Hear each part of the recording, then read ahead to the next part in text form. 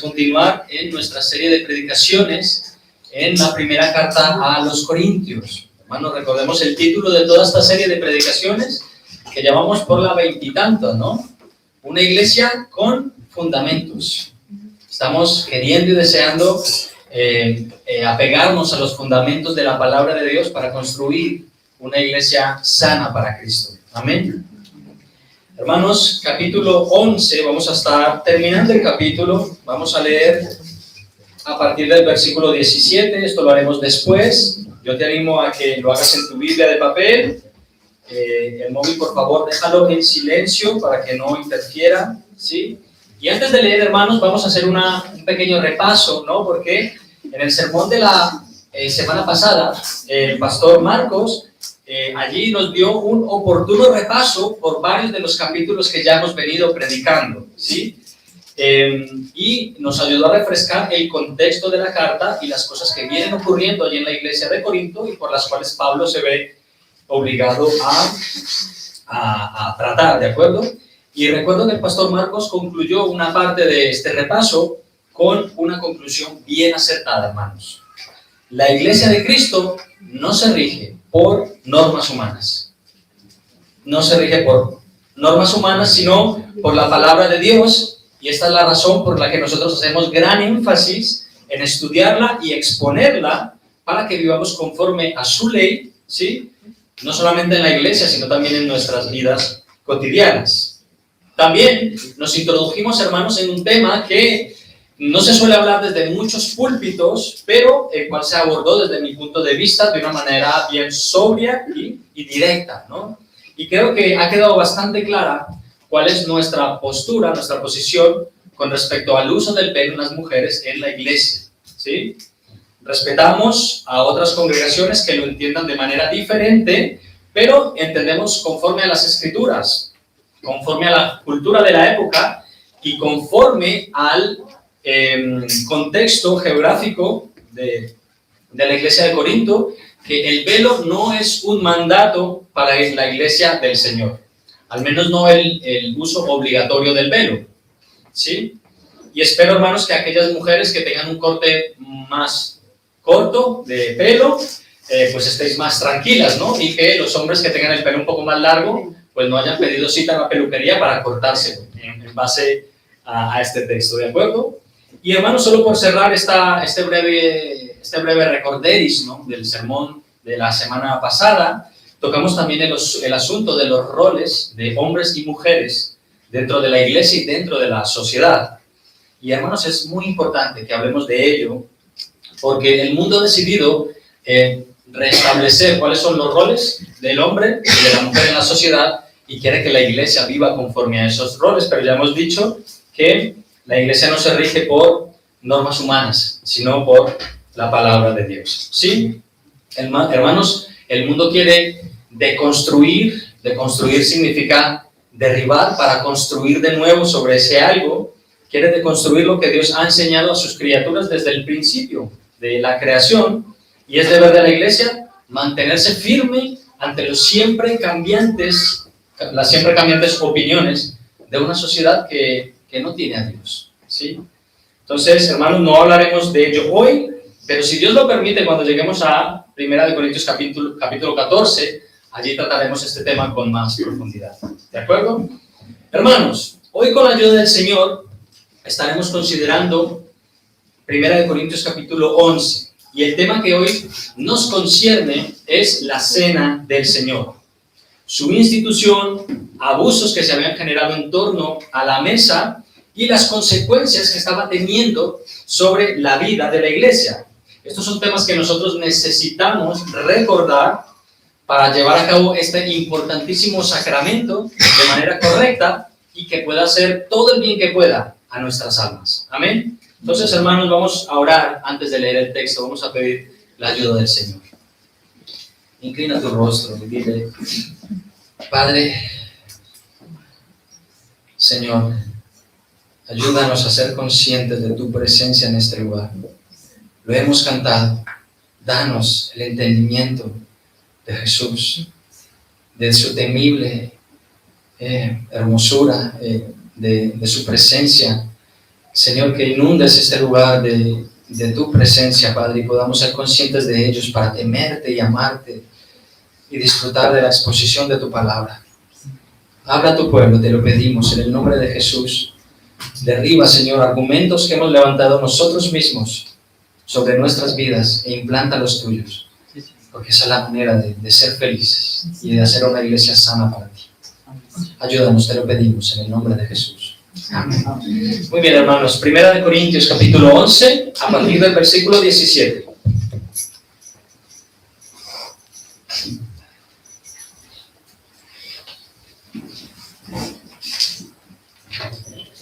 Dice así la palabra del Señor: pero al anunciaros esto que sigue, no os alabo, porque no os congregáis para lo mejor, sino para lo peor. Pues en primer lugar, cuando os reunís como iglesia, oigo que hay entre vosotros divisiones, y en parte lo creo, porque es preciso que entre vosotros haya disensiones, para que se hagan manifiestos entre vosotros los que son aprobados. Cuando pues os reunís vosotros, esto no es comer la mesa del Señor, porque al comer cada uno se adelanta a tomar su propia cena, y uno tiene hambre y otro se embriaga. Pues ¿qué? ¿No tenéis casa en que comáis y bebáis? ¿O menospreciáis la iglesia de Dios y avergonzáis a los que no tienen nada? ¿Qué os diré? ¿Os alabaré? En esto no os alabo. Versículo 23. Porque yo recibí del Señor lo que también os he enseñado, que el Señor Jesús, la noche que fue entregado, tomó pan y habiendo dado gracias, lo partió y dijo: tomad y comed. Esto es mi cuerpo que por vosotros es partido. Haced esto en memoria de mí. Asimismo, tomó también la copa después de haber cenado, diciendo: esta copa es el nuevo pacto en mi sangre. Haced esto todas las veces que la bebiereis en memoria de mí. Así pues, todas las veces que comiereis este pan y bebiereis esta copa, la muerte del Señor anunciáis hasta que Él venga. Versículo 27.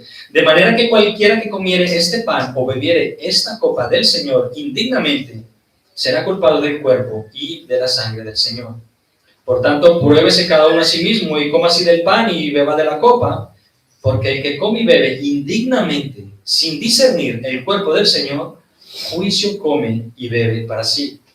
Por lo cual, hay muchos enfermos y debilitados entre vosotros y muchos duermen. Si pues nos examinásemos a nosotros mismos, no seríamos juzgados. Mas, siendo juzgados, somos castigados por el Señor, para que no seamos condenados con el mundo. Así que, hermanos míos, cuando os reunís para comer, esperaos unos a otros.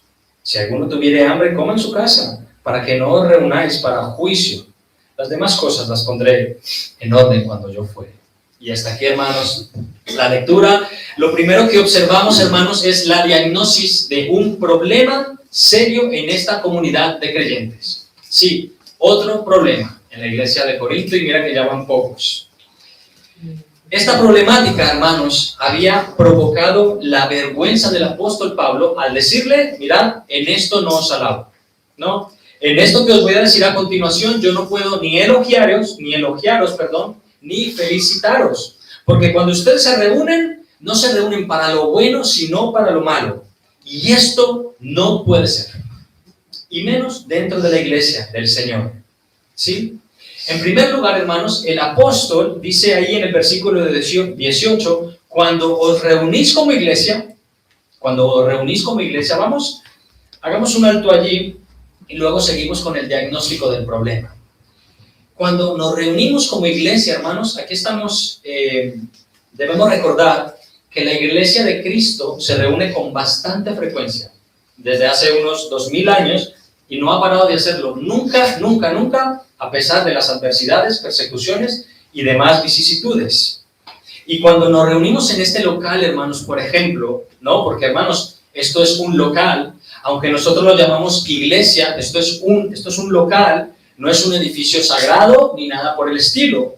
Nosotros nos reunimos en este local y lo hacemos como un cuerpo, como el cuerpo de Cristo, como una familia donde cada miembro es importante y lo hacemos con el propósito máximo de adorar a Dios y mostrar las virtudes de aquel que nos llamó de las tinieblas a su luz admirable, ¿sí? De ahí que el Señor, hermano, nos haya dejado escritos textos en su palabra, textos tan conocidos como aquel que está en Hebreos, capítulo 10 y versículo 25, donde se nos dice, no os dejéis de congregar, no dejando de congregaros como algunos tienen por costumbre, sino exhortándonos y tanto más cuanto veis que aquel día se acerca, ¿no? Y hermanos, aunque nosotros hemos dicho que la causa por las que nos reunimos aquí, el propósito máximo es adorar a Dios, hay otros propósitos que se desprenden de esto. ¿Tú sabes qué dice el versículo 24 que hemos leído antes? ¿Sí? Si te has fijado, el versículo 24 va antes que el 25, y esto nos ayuda a entender para qué se debe reunir la iglesia del Señor. Versículo 24, considerémonos unos a otros para estimularnos al amor y las buenas obras. ¿Sí? En otras palabras, hermanos, podría decirte, cristiano, cristiana, no dejes de reunirte en la iglesia porque eres parte del cuerpo de Cristo.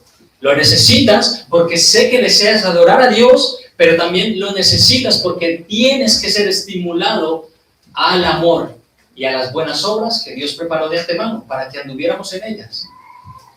Hermanos, ¿por qué es importante recordar y entender esto?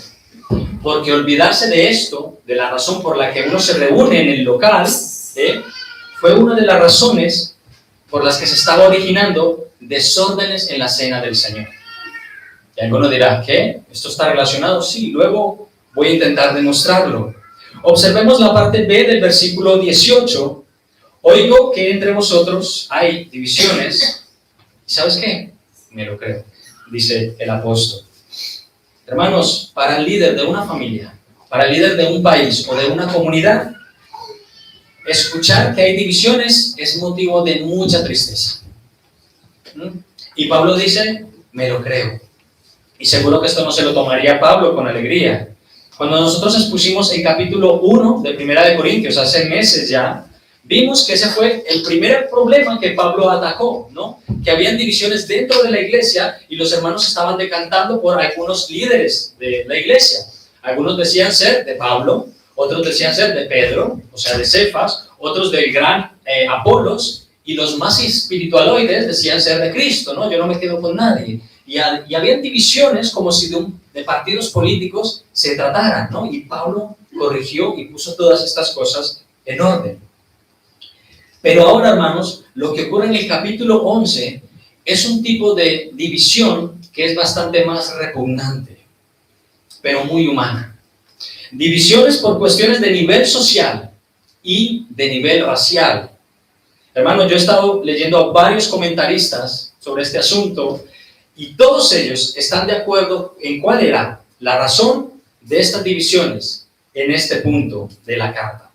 Si leemos el versículo 20 al 22, dice ahí el apóstol, cuando pues os reunís vosotros, esto no es comer la cena del Señor, porque al comer cada uno se adelanta a tomar su propia cena y otro tiene hambre y otro se embriaga. Pues ¿qué? ¿No tenéis casa en que comáis y bebáis? ¿O menospreciáis la iglesia de Dios y avergonzáis a los que no tienen nada? ¿Qué os diré? ¿Os alabaré? No. En esto, hermanos, no os alabo. ¿Qué estaba pasando aquí en la iglesia? Bueno, pues aquí tonto el último, ¿sí? Cuando terminaba el servicio, cada grupito iba, cogía su propia mesa, sus propias sillas, calentaban sus propios tuppers, ¿no? Por eso el texto dice, cada uno toma su propia comida y a comer lo que ellos habían traído y olvídate de compartir. Eso no estaba en sus planes. Esto estaba ocurriendo allí, ¿no? ¿Te lo imaginas? Que yo le digo a Camila, cariño, en cuanto acaba el culto, cariño, corre Calienta el tupper con la lasaña que hemos traído rápido, que yo cojo la silla, la mesa y la pongo aquí en esa esquinita para comer los primeros y que nadie nos pida, y menos esos peruanos que hay por ahí, que sois pocos, ¿sabes? ¿No? Hermanos, qué absurdo, qué egoísta, qué poco cristiano, qué vergüenza. Esto no es la cena del Señor, dice Pablo. Encima, algunos que hacían, se pasaban de vino y terminaban más contentos de lo que debían. Sí, hermanos, se bebía vino real en la iglesia, lo suficiente para una comida. ¿Sí? Todo lo que sea más de ahí va a terminar mal. Esto no es la cena del Señor, ni es nada. Y si te fijas, hasta aquí ni siquiera se ha partido el pan y ni siquiera se ha compartido la copa de vino, pero aún así se le llama la mesa del Señor. ¿Por qué? Porque era una costumbre de la iglesia primitiva comer juntos y participar del sacramento, y las dos cosas venían juntas. Lo hacían todo en el mismo momento. Hermanos, todas las familias de la iglesia traían comida, cada uno conforme a sus posibilidades, y luego las ponían en común, y de ello comían todas las familias de la iglesia. Sí, como lo hace una familia, ¿no? Como en Navidad, ¿no? Uno trae el pavo relleno, otro los embutidos, otro el risotto, otro el postre, otro las bebidas, y nadie piensa que este del pavo ha gastado más y el de las bebidas menos, y aquí, hermanos, esto no está bien repartido. O al menos así no debería ser una familia, ¿verdad? Hermanos, alguien decía que esta era una costumbre encantadora, y es una pena que se haya perdido en muchas iglesias. Es verdad que es una pena, y nosotros podemos dar muchas gracias al Señor que a día de hoy nosotros podamos seguir comiendo juntos el primer domingo de cada mes, ¿no? Juntarnos como una piña, como una familia, una comunidad de fe, para celebrar la Santa Cena, hermanos, porque es un tiempo precioso de fraternidad, ¿sí o no? Aunque claro, nosotros lo hacemos al revés, ¿no? Nosotros primero partimos el pan, el vino, y luego comemos, ¿sí? Anteriormente se hacía antes, pero no pasa nada. En este sentido, el orden de los factores no altera el producto. Hermanos, históricamente a este banquete se le ha conocido como un ágape.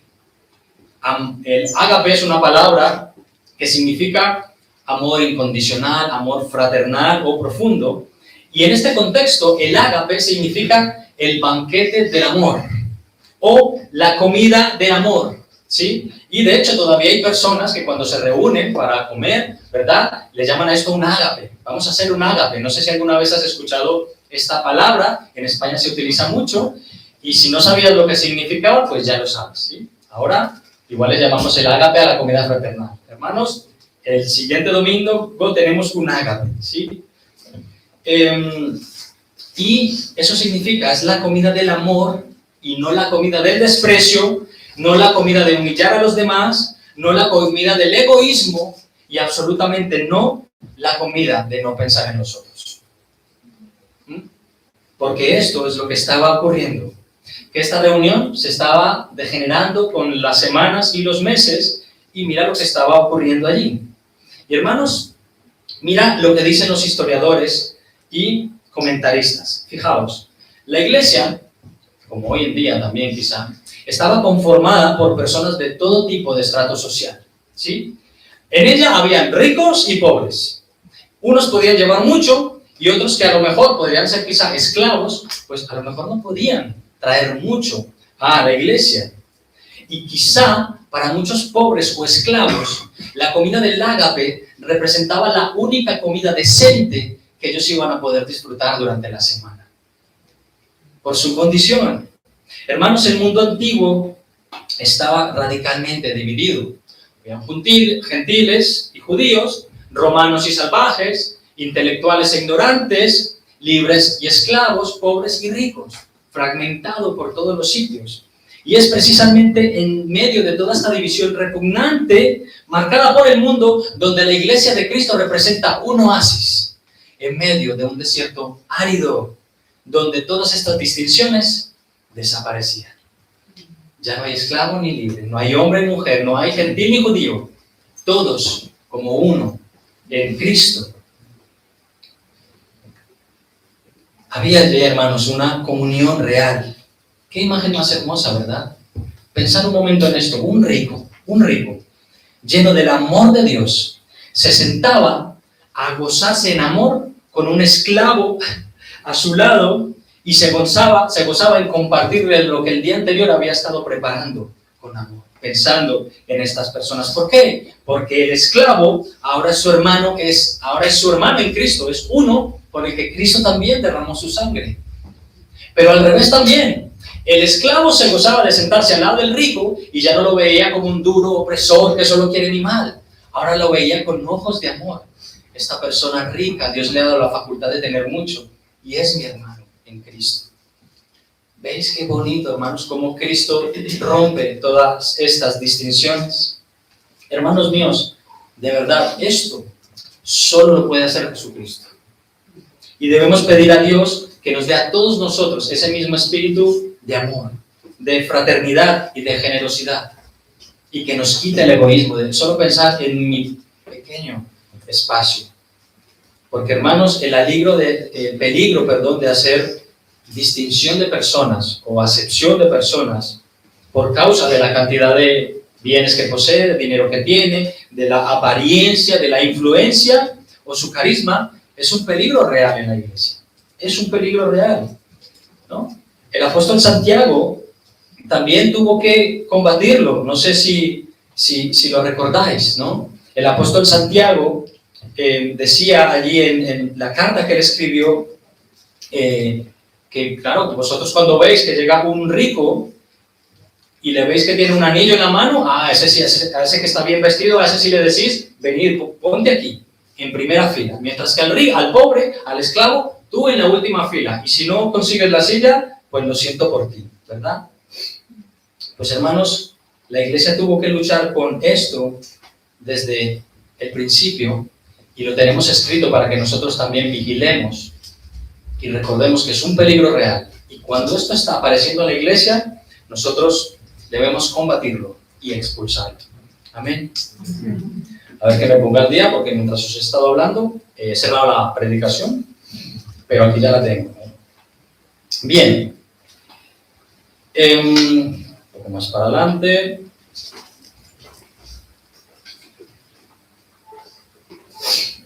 Así que, hermanos, que el Señor nos libre de esto. En esta iglesia, hermanos, también hemos tenido problemas con el ágape, ¿verdad?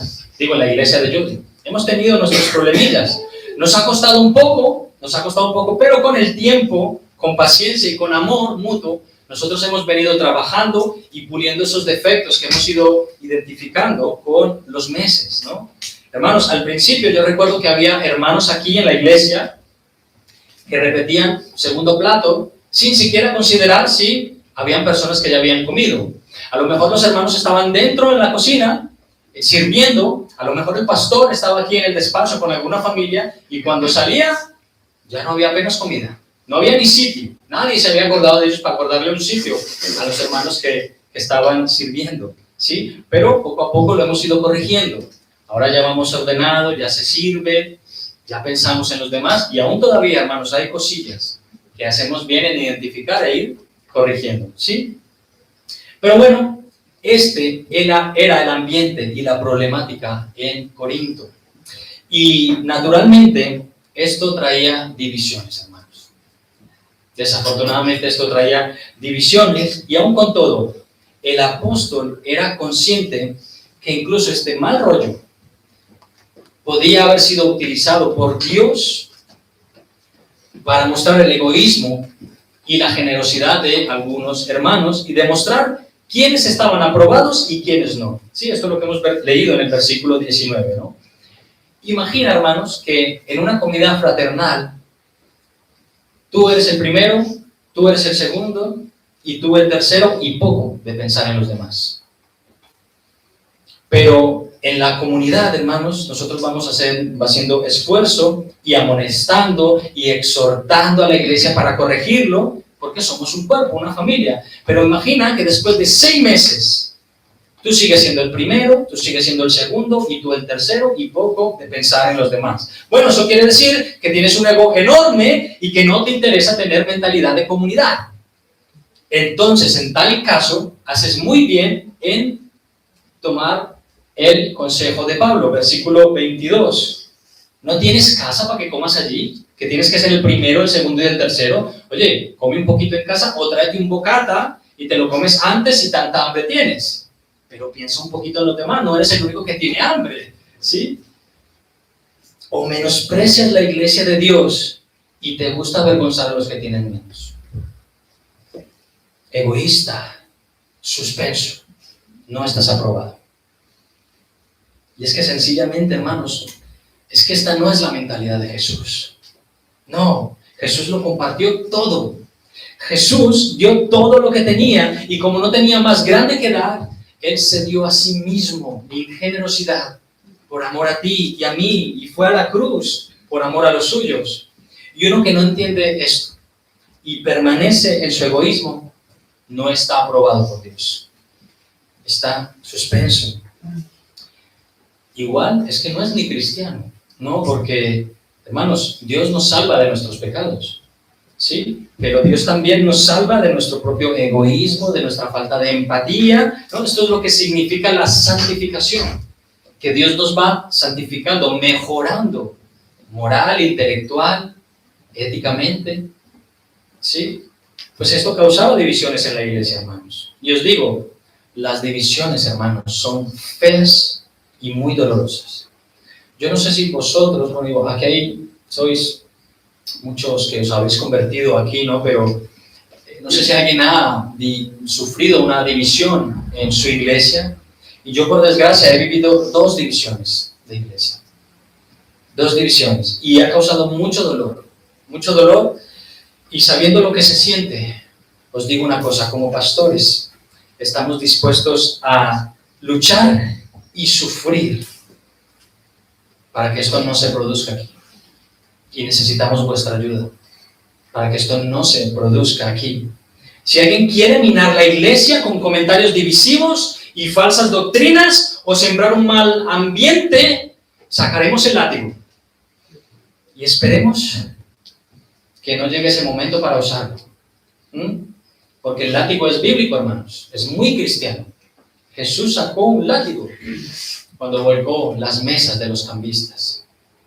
Pero que el Señor nos ayude y no tengamos que llegar a ese lugar. Porque estos problemas y divisiones, hermanos, parece que a veces son necesarios, pero no deseables. Son necesarios, como dice Pablo, para descubrir quiénes son de los que no son. Para identificar las cabras en medio de las ovejas.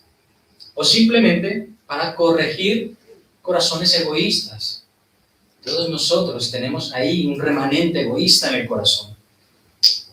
Porque todavía no estamos en la gloria. Y necesitamos que el Señor nos ayude a cambiar eso. Así que, amada iglesia, que el Señor nos ayude de verdad a pensar más en los otros y en la gloria y el honor de Dios que en nuestro propio y ridículo reino personal. Porque es así, cuando te centras solo en ti mismo. Amén. Bueno, a ver, voy a abrir aquí el agua.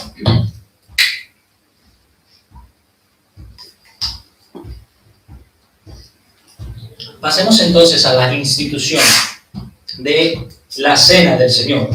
Hermanos, con respecto a la institución de la Cena del Señor, recordemos que hace no mucho, hace poquito, hace como 2 o 3 semanas, en Semana Santa, estuvimos predicando aquí todos los días, de lunes a viernes y luego el domingo, y este fue uno de los temas que se trató.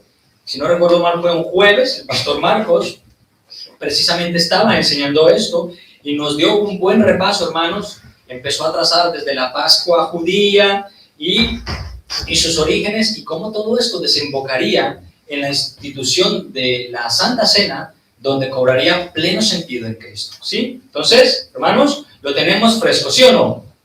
¿Amén? Bueno, hermanos, es interesante notar que Pablo escribe aquí en el versículo 23, yo recibí del Señor cómo debía celebrar la cena y demás. Claro, hermanos, Pablo no estuvo presente físicamente, ¿no?, en el aposento alto. Él no estuvo allí con los apóstoles y por tanto Jesús mismo le toma, le instruye y le revela todo cuanto ocurrió allí y cuáles son las implicaciones espirituales que todo esto tenía. Es el Señor Jesús quien instituye este importantísimo sacramento la noche que fue entregado. Hermanos, aunque ya lo he dicho un par de veces, sacramento, no tengamos miedo por esta expresión, ¿vale? Sacramento es una palabra latina que se compone de dos palabras, sacro y mentum.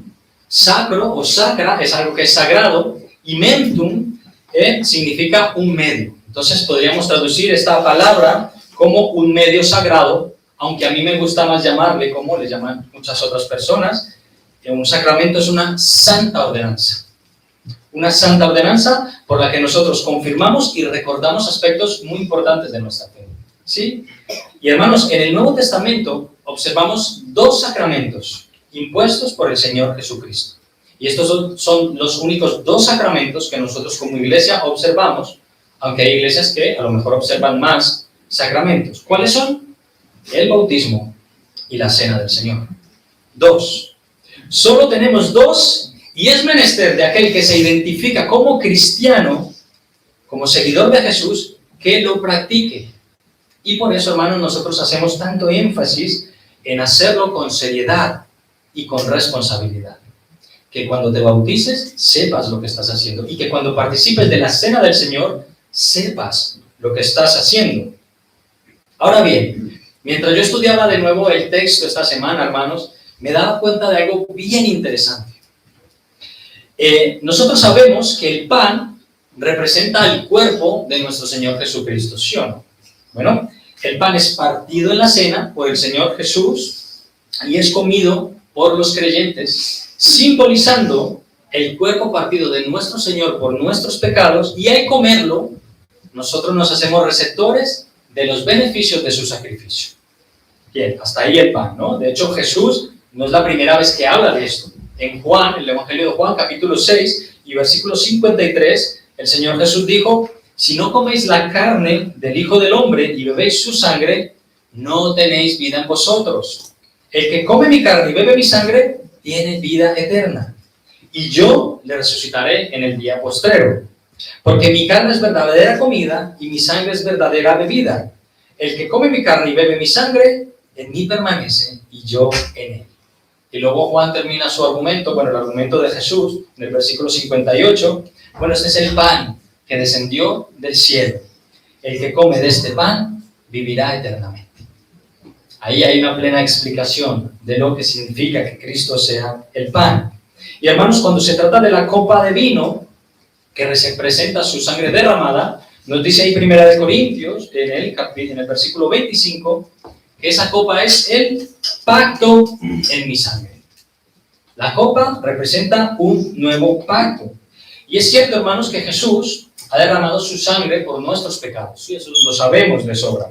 Pero lo que se nos enseña aquí, en la institución de la Santa Cena, es que el antiguo pacto era una sombra del verdadero pacto y ya fue abolido. ¿Sí? La sangre representa un nuevo pacto, y la carta a los Hebreos nos lo explica de una manera más clara. En Hebreos capítulo 7 y versículos 18 y 19 nos dice allí el autor de Hebreos que el antiguo pacto ha quedado abrogado. Queda pues abrogado el mandamiento anterior a causa de su debilidad e ineficacia, porque nada perfeccionó la ley. Y luego un par de versículos más adelante: por tanto Jesús es hecho fiador, o es hecho el garante de un mejor pacto. Hermanos, estamos hablando que lo que fue abrogado es la ley ceremonial. Eso ya quedó eliminado, la ley ceremonial, aunque la ley moral de Dios permanece para siempre, ¿sí? Hermanos, en el momento que Jesús dice estas palabras, revolucionando para siempre la manera en que nosotros nos relacionamos con Dios, es realmente aquí, y esto es lo interesante, donde podemos trazar una línea entre el Antiguo y el Nuevo Testamento. ¿Sí? Y yo sé que lo sabemos y que lo hemos leído muchas veces, pero piensen un poquito. Mira, dice nuestro hermano R.C. Sproul con respecto a esto, y cito: es en este momento en el que se introduce esta nueva dimensión. Es aquí cuando realmente hay una transición entre el Antiguo y el Nuevo Testamento. Jesús ahora está diciendo que esta es la Pascua y que Él es ese pan de vida que va a ser sacrificado. Fin de la cita. Hermanos, el Nuevo Testamento no comienza en Mateo 1:1, ¿sí? Realmente cuando leemos los evangelios, observamos a Jesús y al pueblo de Dios viviendo bajo la ley, viviendo bajo las ceremonias, bajo los rituales, e incluso con el último de los profetas, Juan el Bautista. Y es justo aquí, en esta última Pascua, la fiesta más importante y la cual Jesús llenó de significado, que Él nos recuerda y nos dice, debéis hacer esto como un recordatorio importante. Y es ahí cuando divide los testamentos. Y cuando nosotros nos reunimos, hermanos, en torno a la mesa, nosotros como iglesia lo hacemos una vez al mes. Hay otras iglesias que lo hacen cada domingo y otras que lo hacen cada trimestre, cada semestre. Bueno, nosotros lo hacemos una vez al mes y creo que cada vez más le vamos dando más importancia, hermanos, porque esto es un acto solemne, que no solamente observamos los símbolos, sino que recordamos la presencia real de Cristo en medio de su pueblo. Por eso le damos cada vez más importancia. Hermanos, todos los grupos reformados han estado de acuerdo en que el Señor Jesús está presente de manera real en la Santa Cena. ¿Sí? Y bueno, a ver, el Señor Jesús siempre está presente en nuestras vidas, cuando nos reunimos para adorarle, ¿verdad? Pero aquí el dilema es cómo entendemos nosotros que Jesús está presente. Y es aquí cuando entra el tema de cómo lo han visto algunas denominaciones de la cristiandad. Hay al menos 4 posturas, y no sé si hay alguna más, yo no he encontrado ninguna más, pero os la voy a exponer un poquito. Mirad, la posición católica romana, con respecto a este tema, ellos lo llaman y lo entienden como la transubstanciación, la cual sostiene que durante la administración del sacramento de la Eucaristía, el pan se transustancia o se transforma en el cuerpo de Cristo y el vino se convierte en la sangre real de Cristo por el poder de Dios. Es decir, hay un cambio ¿no? De sustancia, literalmente. Y hermanos, es en medio, ¿no? del desarrollo de la misa, que ellos celebran que Jesús es sacrificado una vez más. En cada misa hay un sacrificio de Jesús durante la misa. Así que esta es la primera de las posturas. Luego, hermanos, la Iglesia luterana sostiene la consubstanciación, ¿sí? Y explica que Cristo está verdaderamente presente en su deidad como en su humanidad, sosteniendo que las sustancias del cuerpo y la sangre de Cristo coexisten con el pan y el vino sin transformar ni anular la sustancia física de estos últimos. Es decir, Cristo y el pan y el vino coexisten, pero aunque están presentes, no se transforman lo uno en lo otro, pero está ahí, ¿sí? Es una consubstanciación. Otras denominaciones, entre las cuales se encuentran algunos bautistas, sostienen que la Cena del Señor es algo meramente memorial, ¿sí? Esta posición defiende que la Cena del Señor es un memorial de la muerte de Cristo, ¿sí? Al él estar ubicado en el cielo, el cuerpo y la sangre de Cristo no pueden estar presentes en el sacramento. Es un acto meramente simbólico por cuanto Jesús dijo, hagan esto en memoria de mí, ¿sí? Y espero no estar aburriéndote ni perdiéndote con esto, solo nos queda una. Y luego está la posición de muchas iglesias protestantes reformadas y lo definen como la presencia espiritual en la cual Cristo está ubicado en el cielo y espiritualmente presente en la mesa del Señor, ¿sí? Aunque en última instancia esto es un misterio, ¿sí? Quizá no lleguemos a entenderlo de todo. ¿Cuál eliges de estas posturas? Espero que las dos primeras no. Espero que las dos primeras no. Como iglesia entendemos, hermanos, que nosotros lo hacemos en memoria del Señor y que garantiza su presencia en medio de su pueblo. El Señor habla de manera simbólica sobre el pan y sobre el vino, y creo que esto es evidente, ¿no? Que son símbolos. Y esto, pues creo que lo explica con más amplitud la Confesión Bautista de Fe de Londres, de 1689, porque son elementos simbólicos, ¿no? Jesús también dijo que Él era la puerta, que Él era el camino, y no pensamos que Jesús se convierta en una puerta o se convierta en un camino. Bueno, son símbolos. Pero hermanos, aunque entendamos que es una representación simbólica, esto nos tiene que impulsar como mínimo a reflexionar más profundamente ¿qué estamos haciendo cuando participamos de la cena? Porque si eres consciente de que el Señor Jesucristo está en primera fila, o más aún que el Señor Jesucristo es el que parte aquí el pan y luego lo reparte a cada uno de nosotros, ¿sí?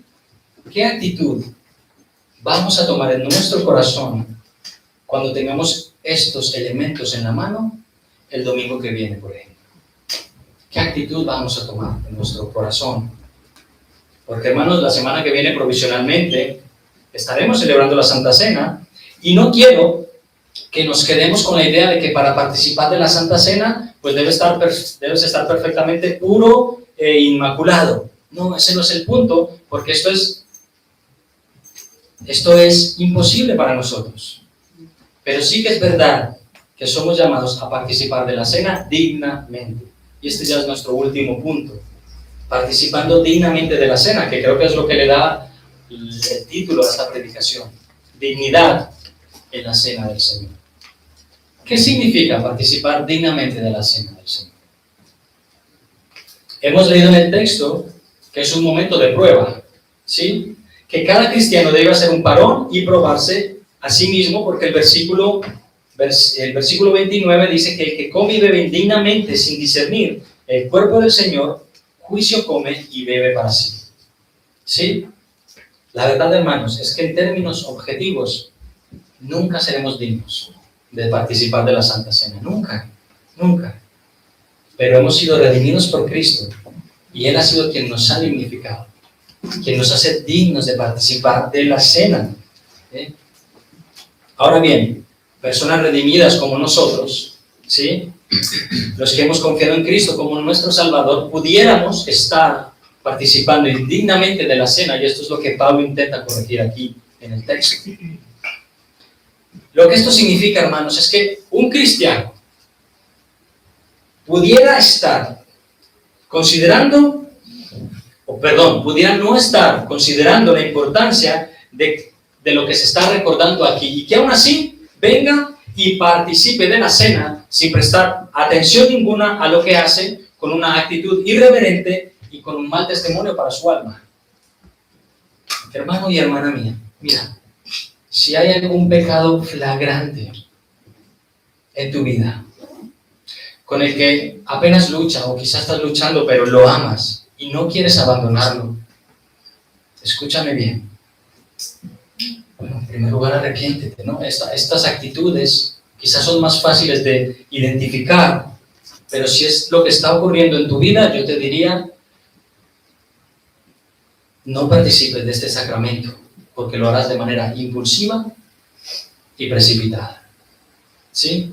Si, por ejemplo, tú te vas de fiesta el viernes, te la pasas el sábado pasando la resaca, y el domingo vienes aquí apenas sin remordimiento, te plantas aquí con una gran sonrisa y apariencia de piedad, y tomas la cena sabiendo que el próximo viernes probablemente lo volverás a hacer, bueno, esto es algo flagrante, notorio, es evidente.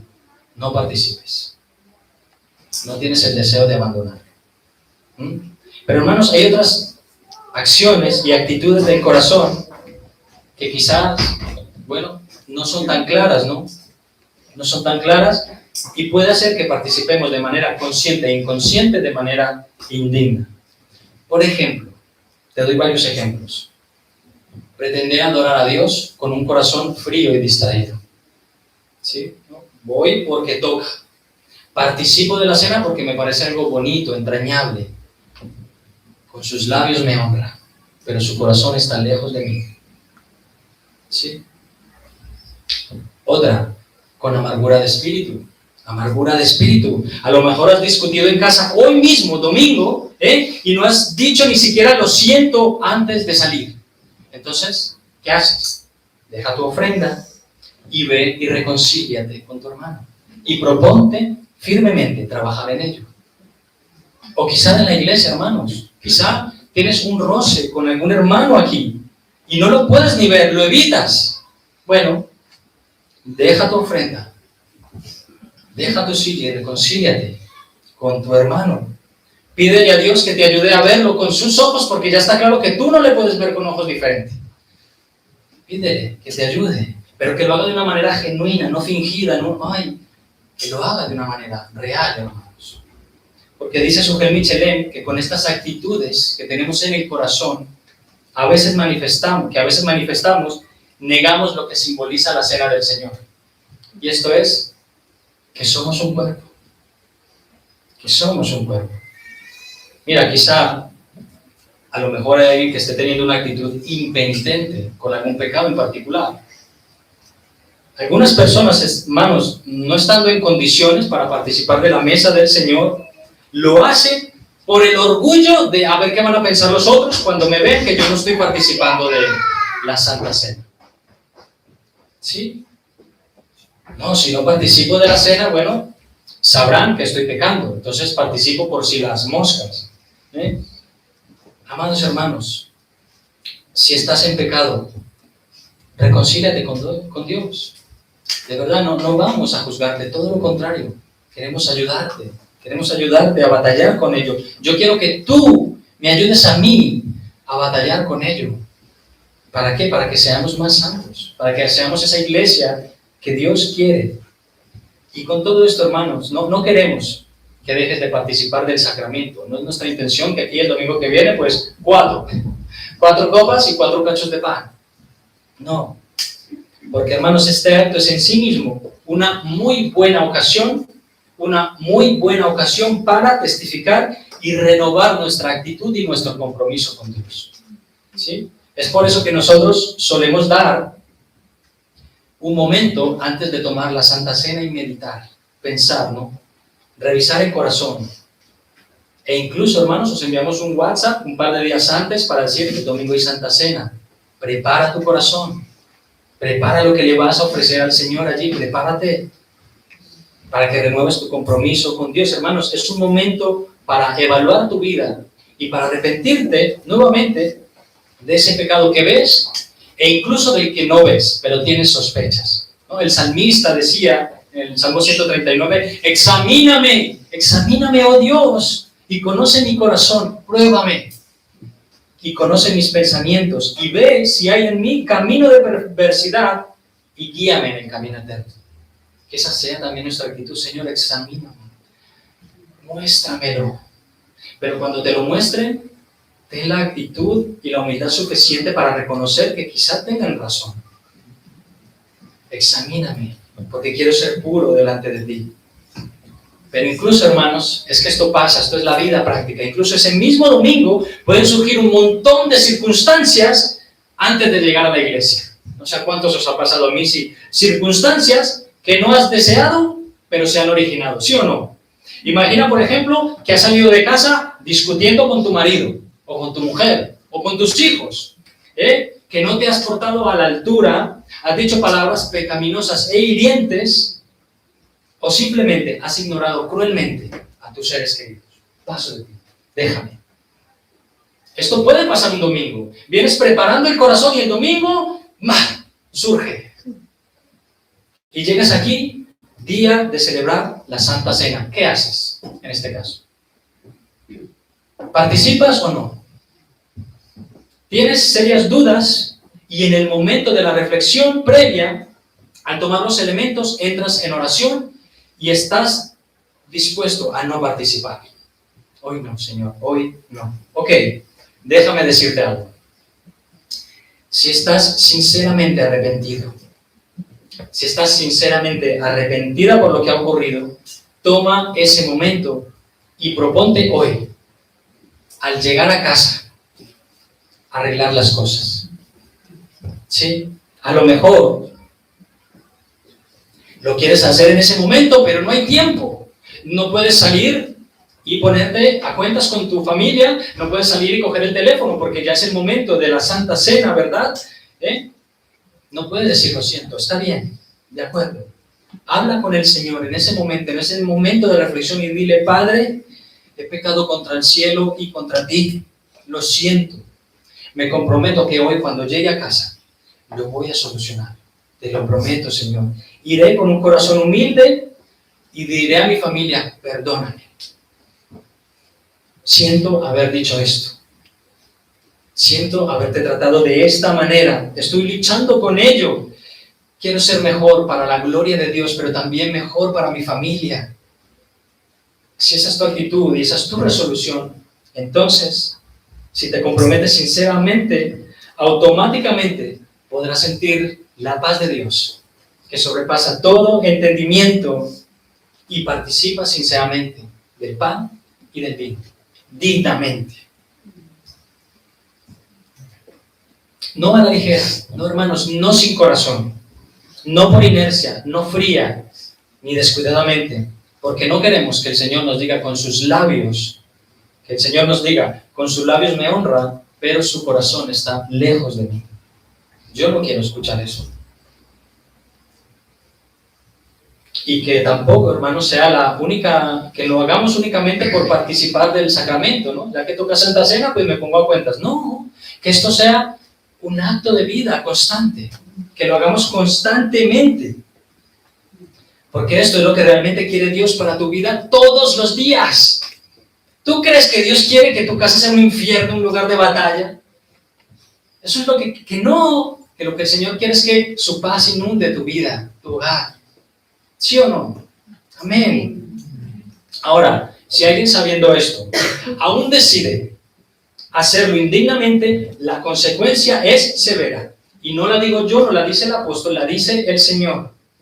La amenaza está escrita y es real. Algunos estaban debilitados, otros enfermos y otros habían muerto a causa de permanecer en indignidad. Hermanos, significa que incluso los que murieron serían condenados eternamente. No necesariamente, porque según nos indica el texto, y hemos leído ya al final, Dios lo hizo para disciplinarlos y castigarlos a fin de no ser condenados con el mundo. Dios mismo, hermanos, juzga a su iglesia para purificarla. Dios lo hacía constantemente en el Antiguo Testamento. Cuando lees el Antiguo Testamento ves que Dios aplicaba su disciplina y su juicio de maneras bien directas y por cosas que podríamos decir mucho menores a las que cometemos hoy en día. Pero Dios estaba allí queriendo santificar a su pueblo. En la iglesia también vemos un caso muy evidente. ¿Recordáis a Ananías y Zafira? Ellos intentaron mentir al Espíritu Santo. Ellos querían engañar a la congregación. ¿Cuál fue la consecuencia? Murieron. Cayeron en ese mismo día los dos. ¿Esto significa que ellos fueron condenados al infierno? Yo soy de los que piensa que no, que ellos hacían genuinamente parte del cuerpo de Cristo, pero no vigilaron su corazón y terminaron tomando una mala decisión que le costó la vida terrenal, pero no la vida eterna. Yo soy de los que opinan que no. Y hermanos, consideremos todo esto. Vamos terminando, ya es la hora. No necesariamente una debilidad física, una debilidad espiritual, una enfermedad en tu vida es causa de que estés tomando la cena del Señor. Yo no lo puedo saber.